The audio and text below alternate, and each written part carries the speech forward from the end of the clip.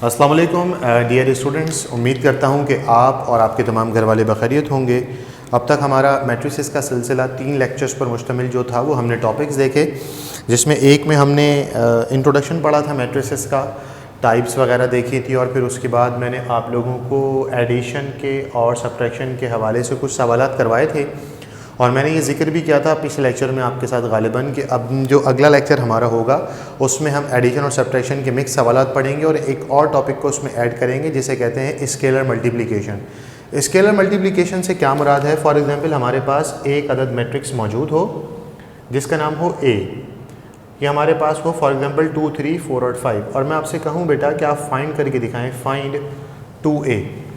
तो अगर मैं इस a के मैट्रिक्स को 2a बनाना चाहता हूँ तो मैं लिखूँगा 2 और a की जगह पर क्या लिखूँगा 2, 4, 3 और 5, ठीक है ना। और इन तमाम की तमाम वैल्यूज़ को मैं 2 से क्या करूँगा बेटा, मल्टीप्लाई करवा दूँगा। तो जब मैं इन तमाम वैल्यूज़ को 2 से मल्टीप्लाई करूँगा तो 2 2 ज़ार 4, 2 4 ज़ार 8, 2 3 ज़ार 6 और 2 5 ज़ार 10 हो जाएगा। ये हमारे पास आ गया 2a का आंसर। ऐसी मल्टीप्लिकेशन को जहां किसी भी पूरे के पूरे मैट्रिक्स को एक नंबर से मल्टीप्लाई करवाया जा रहा हो, ऐसी मल्टीप्लिकेशन को हम कहते हैं बेटा स्केलर मल्टीप्लिकेशन। क्या कहते हैं हम? Scalar multiplication. तो हम इसको भी आज के लेक्चर में ऐड करेंगे और हम एडिशन सब्ट्रैक्शन के हवाले से कुछ जो कि हमने सवालात किए थे उन्हीं के आगे मज़ीद हम और काम करेंगे। तो ज़रा गौर से देखिएगा कि बेटा मैं क्या कह रहा हूँ। हमारे पास सवाल है, for the following given matrices, ठीक है। ए का मैट्रिक्स है हमारे पास 2, 3, 4, 5, 6, 7। बी का मैट्रिक्स है हमारे पास 1, 2, -3, 4, 5, 0। और सी का मैट्रिक्स हमारे पास है 2, -4, 6, 0, 1 और 3। और आपने इसमें करना क्या है, मैं 5-6 पार्ट्स लिखूंगा बोर्ड के ऊपर और उसमें से 2-3 मैं करवा दूंगा, 2-3 आप लोगों के लिए होमवर्क होगा। पहले हम इसका ऑर्डर देखते हैं। 1, 2, 3 रॉज हैं, 2 कॉलम हैं, 3 रॉज हैं, 2 कॉलम्स हैं, 2 रॉज हैं, 3 कॉलम्स हैं। इसका मतलब अभी इन जनरल अगर मैं बात करूं तो मेरे पास ये दोनों तो आपस में ऐड हो सकते हैं, सब्ट्रैक्ट हो सकते हैं बेटा, ये दोनों पहला और तीसरा, और दूसरा तीसरा ऐड नहीं हो सकते जब तक कि इसका ऑर्डर भी 3/2 या इसका ऑर्डर 2/3 ना हो। तो हम ज़रा देखते हैं कि भाई सवाल में फाइंड आउट क्या करना है। गौर से देखें बेटा, फाइंड करने हमारे पास पहले पार्ट में मैं आपसे कह रहा हूँ फाइंड करके दिखाएं 2a + b। दूसरे पार्ट में मैं आपसे कह रहा हूँ आप फाइंड करें 3b - 2a। तीसरे पार्ट में मैं आपसे कह रहा हूँ आप फाइंड करके दिखाएं 2b का ट्रांसपोज + 3c। ये तीनों पार्ट मैं करवा दूंगा, अगले तीनों पार्ट आप करेंगे, ठीक है बेटा। तो ये हो जाएगा 2c का ट्रांसपोज -a। पांचवें पार्ट में हो जाएगा हमारे पास a + b का ट्रांसपोज -c, ठीक है। और छठे पार्ट में हमारे पास हो जाएगा, बल्कि छठा पार्ट नहीं, बस ठीक है, ये 5 पार्ट हैं। अब सर ये वाला तो देखने में इतना अजीब सा लग रहा है, ये इन सबसे ज़्यादा आसान है क्योंकि a + b का होल ट्रांसपोज आप पहले फाइंड कर चुके हैं। आप वैसे a + b का ट्रांसपोज फाइंड करेंगे और जो आंसर आएगा उसमें से c को माइनस कर देंगे। अभी हम कर रहे हैं पहला, दूसरा और तीसरा पार्ट। तो ज़रा तवज्जो के साथ पूरे ध्यान के साथ देखिएगा बेटे। हम पहले वाले पार्ट की बात कर रहे हैं, वो है हमारे पास 2a + का b। तो मैं लिख रहा हूँ भाई 2a + b। 2 की जगह पर 2, a की जगह पर a का मैट्रिक्स वो कितना है 2, 3, 4, 5, 6 और 7। फिर है मेरे पास प्लस के बाद है बेटा b कितना है 1, 2, -3, 4, 5 और 0। तो 2a प्लस b की जगह पर 2a प्लस b, और अभी हमने यहाँ पर देखा, मैंने जानबूझ के 2 लिखा था, 2 से तमाम मेंबर्स को मल्टीप्लाई करवाया था, इसी तरीके से इस 2 से भी तमाम मेंबर्स को मल्टीप्लाई कराएंगे। 2 2s are 4, 2 3s are 6, 2 4s are 8, 2 5s are 10, 2 6s are 12, 2 7s are 14। ये आपके 2 के टेबल का रिवीजन भी हो गया। ठीक है भाई। अच्छा जी, इसके ऊपर कुछ है ट्रांसपोज? No sir. क्या इसके पीछे कोई नंबर है मल्टीप्लाई करवाने के लिए? No sir. तो क्या करें भाई, एज इट इज़ कॉपी कर देंगे। ये हो जाएगा 1 2 और -3, और ये हो जाएगा भाई 4 5 और 0। तो 2a प्लस b की जगह पर 2a प्लस b।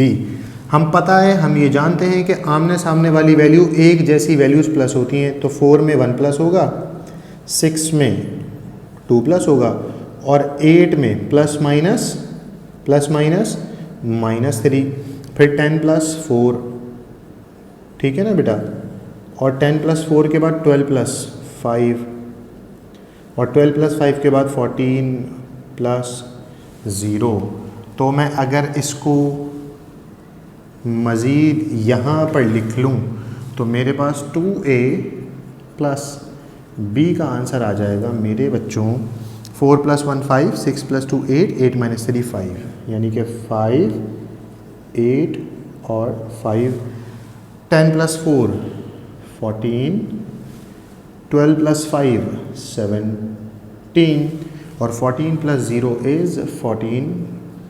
तो ये हो गया हमारा पहला वाला पार्ट। इसके बाद मैंने आपसे कहा कि हम क्या फाइंड करेंगे भाई, 3b - 2a। हम क्या फाइंड करेंगे भाई, 3b माइनस का 2a। तो ज़रा देखें, 3b माइनस का 2a, दूसरा पार्ट सॉल्व कर रहे हैं, 3b माइनस का 2a। आप कहेंगे सर इसमें कौन सी बड़ी बात है, ये भी हम सॉल्व कर लेंगे, जब ये सीख लिया तो ये भी कर लेंगे। तो हम लिख रहे हैं बेटा 3b - 2a, 3 की जगह पर 3 और b की जगह पर b कितना है 1 2 - 3, ये आ गया बेटा 1 2 और -3, और फिर है हमारे पास 4 5 और 0, फिर उसके बाद है -2। ठीक है, ये आ गया -2।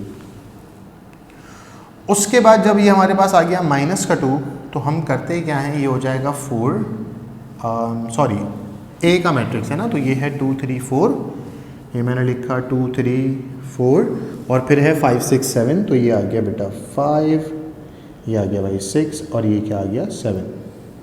हमने इससे पहले सब्ट्रैक्शन के सवालात देखे हैं और उसमें हमने बहुत आसानी से काम कर लिया, लेकिन जब इस तरीके के सवाल आते हैं ना 3a 2a 4a 5b, तो फिर वहाँ पर जाकर स्टूडेंट बहुत गड़बड़ करते हैं, और उस गड़बड़ से आज़ादी दिलाने के लिए इस स्टेप को बहुत ज़्यादा ध्यान से, बहुत तवज्जो से सुनना पड़ेगा।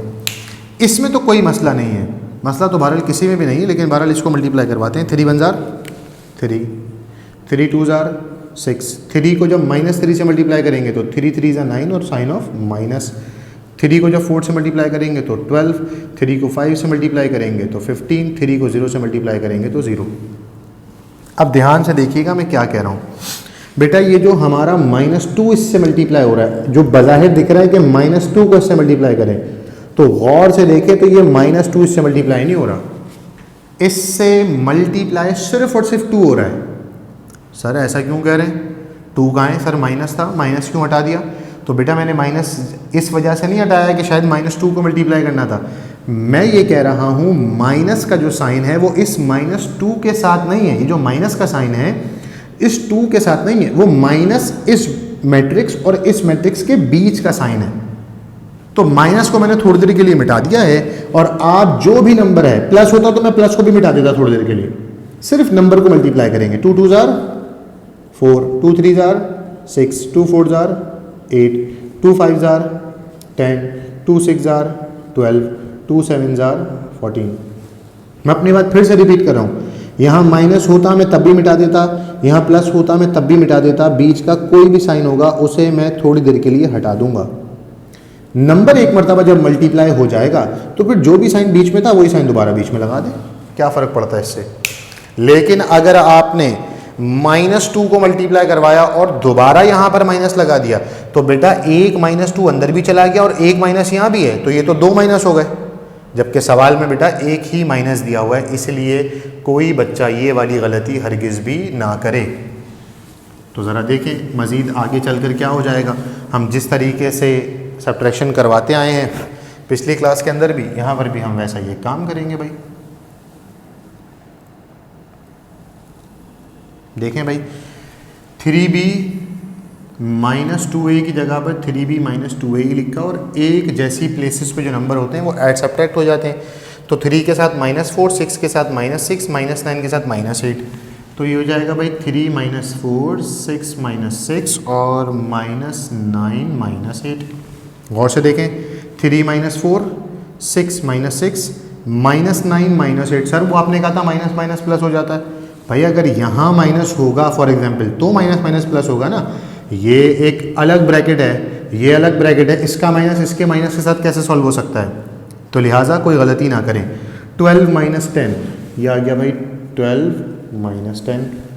फिर है आपके पास 15 - 12 और 0 - 14, तो ये आ गया बेटा 15 - 12 और 0 - 14।